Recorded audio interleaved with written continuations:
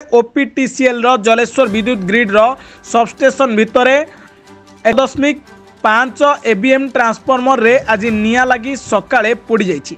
अचानक प्रबल मात्रा रे निया एवं धुआं बाहरुथिबा देखिबाकू मिलिथिला, जहाकू नहीं स्थानीय लोके एक प्रकार भयभीत हो जाते। खबर पाई जलेश्वर अग्निशम विभाग पहुंची निया को आयत्त करछि।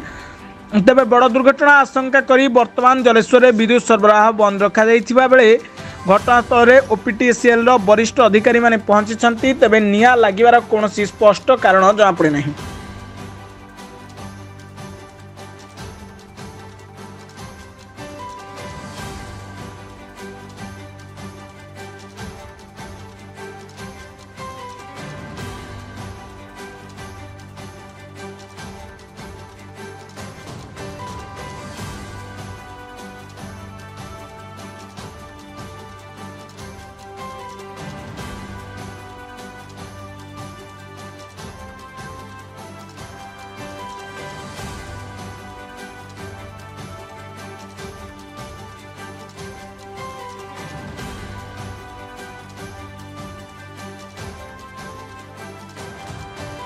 बालेश्वर देवाशीष दास रिपोर्ट, ब्लैक न्यूज ओडिया।